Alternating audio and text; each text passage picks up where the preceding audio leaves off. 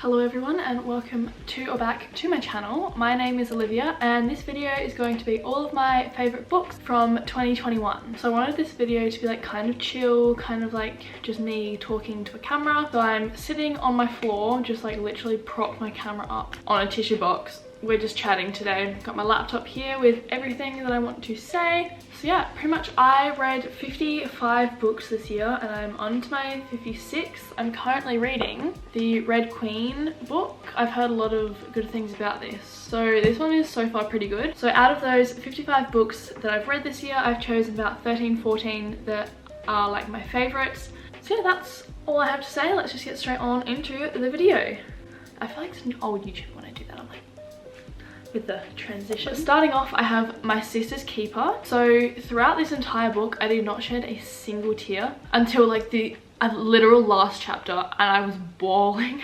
Basically, this book is about a girl called Anna. She is 13 and was born because her parents wanted to have a child that could help save her sister with cancer. So pretty much she was like created to be a bone marrow match for her sister Kate and has like undergone heaps of surgeries, but now Kate's cancer has come back and Anna is needed again to help save her sister, but she starts a legal battle to deny her parents from letting her go ahead with the surgeries. So pretty much the whole story, I'm trying not to give away spoilers. So pretty much from like the audience perspective, Anna seems like a selfish person because she's pretty much like killing her sister by denying the life-saving surgeries.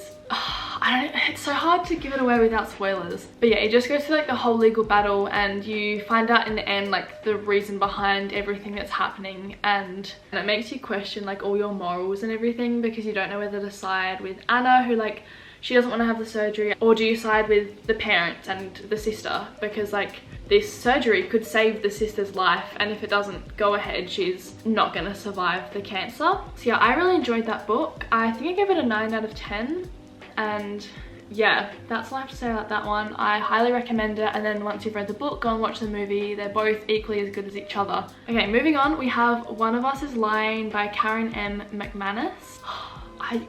This is such a freaking good book and I need to read it again. So this one's basically about these 4 students who go to school. They end up in detention together with one other student from their school, and then so basically what happens is one of the students called Simon dies in this detention like session, and he ran a gossip page for his high school. So the other 4 students in the room with him they all become suspects. And what I really like is that this book is from all 4 points of view. So throughout the book you have to try and decide like who was the murderer, what happened, who you don't like, who you believe. And then of course there's a bit of romance, drama, all that kind of stuff. But then there's a plot twist which you can actually work out if you read the book like carefully, I guess, and like really think about it. But like what makes the book is just, I think it's the writing and seeing all the characters' perspectives. I really liked that because then you got to know like all the characters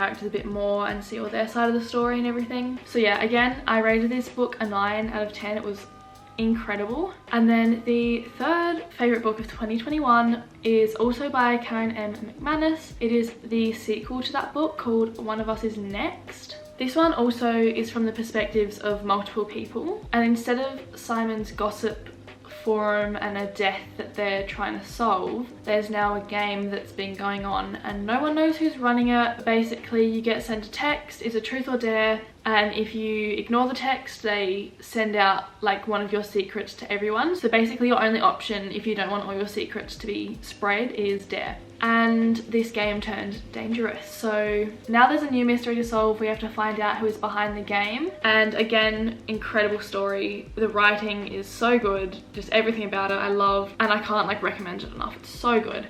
I think this next one might be my favorite book of all time. I've read it I think 3 times in the past 2 years, whatever. But it is Red, White and Royal Blue by Mcquiston. I could literally talk about this book for like hours. It's so good. Just everything, the emotions, the plot, everything about it is just so good. So basically the story is from the point of view of Alex, who is the first son of the President of the United States, and he has this rivalry with the Prince of England called Henry. And there's a bit of a fiasco that goes on. Basically, they have to ignore the rivalry that they have and pretend to be friends for the media, just to like settle everything down after this big fiasco.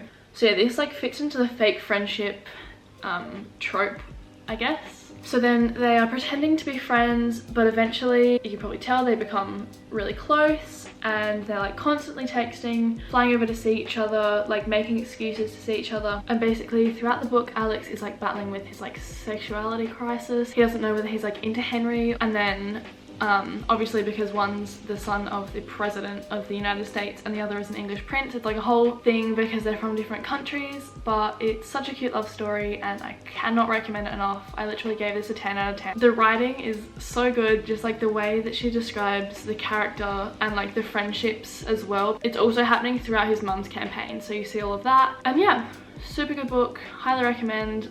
Literally, if you're going to read any of these books that I'm mentioning, please read that one. So the next book is called The Seven Husbands of Evelyn Hugo, and it is by Taylor Jenkins Reid. This one is about a Hollywood movie icon, Evelyn Hugo.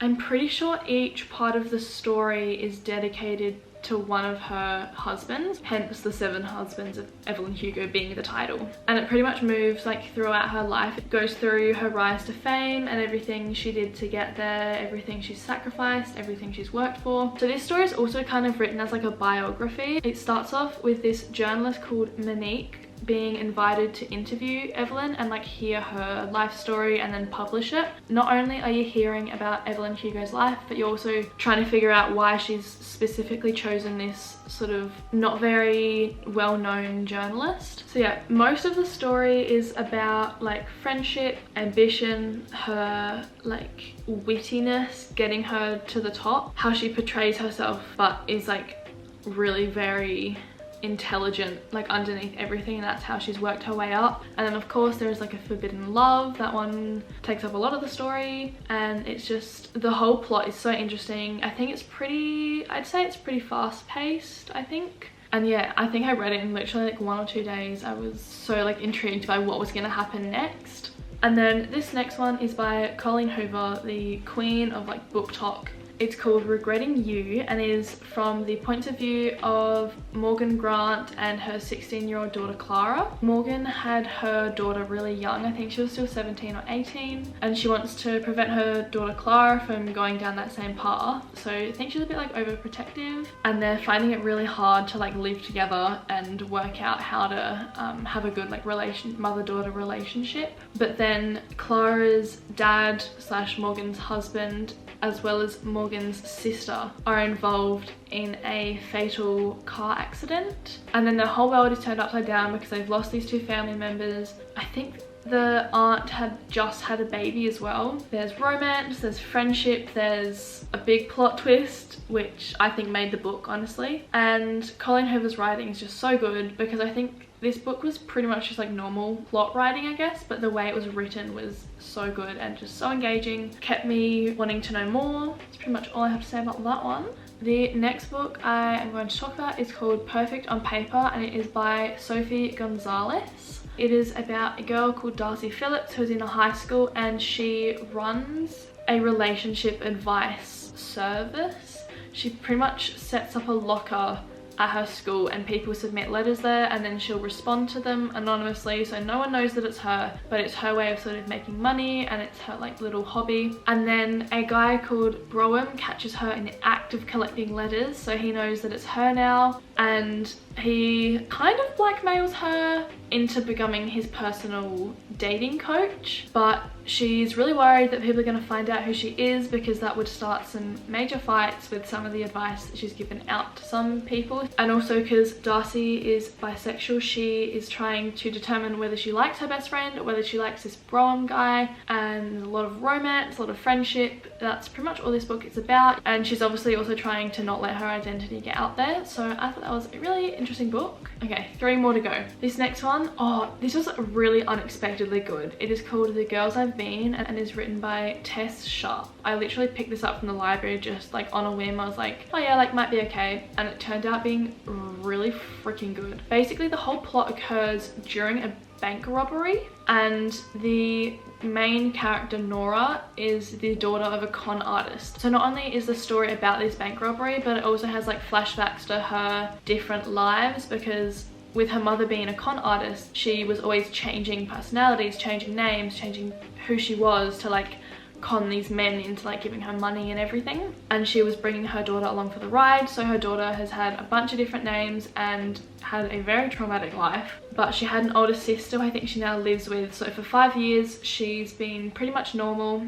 But now she's stuck in this bank robbery with her ex-boyfriend and her new girlfriend, and her ex-boyfriend is I think her best friend as well. So they've been fighting because he walked in on her and her new girlfriend kissing, so that's a whole debacle. And then obviously they get stuck in this bank together, so they're trying to work their little like friendship out, but they're also trying to escape and save everyone else that is in the bank as well. So because Nora is a con artist, she's actually kind of smart and like is working out how to con the robbers into like letting them go safely. So this book is like kind of suspenseful, and then it's really interesting when you're hearing about all her past lives. So I really recommend that one if you're looking for a good like interesting read. And then the last book I am going to talk about is called Say You'll Remember Me by Katie Mcgarry. This one is about a boy who was convicted of a crime that he didn't commit, and he gets a second chance doing this program where the goal of the program is to get like troubled teens off the streets, out of jail, whatever, get their life back on track. And then at this town fair,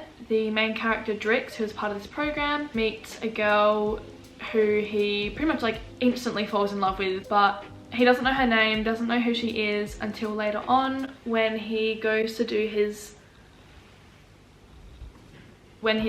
speech for the town's governor and say like how successful the program was and everything. And then he realized that the girl he fell in love with is the governor's daughter. So obviously that's a bit of a forbidden romance there. They can't have anything to do with each other because he's an ex-criminal and she's the governor's daughter, has to be like prim, perfect. And this book is from the points of view of both Drix and Elle, so you see sort of what happens in their very opposite lives, because Drix lives with his 2 siblings, his older brother and his younger sister, and they've got like a much more troubled life than Elle, who's like pampered and spoiled and everything. But her character is actually set up to be really nice, and she's like really grateful for everything she's got, even though she doesn't want to be in that situation. I think she's sick of being in the media, being scrutinized about everything in their town. So yeah, that's really good. Another cliche sort of teen romance. I fall for them every single time. So yeah, that is it for my favorite books of 2021. I hope you enjoyed watching this video. I honestly can't believe I read 55 books this year. That's kind of ridiculous, and I really had to narrow it down because I enjoyed a lot of the ones that I read. But yeah, if you enjoyed this video, please make sure to give it a like and subscribe to my channel to see my future videos. And also don't forget to comment down below so we can chat, and I hope to see you in my next video.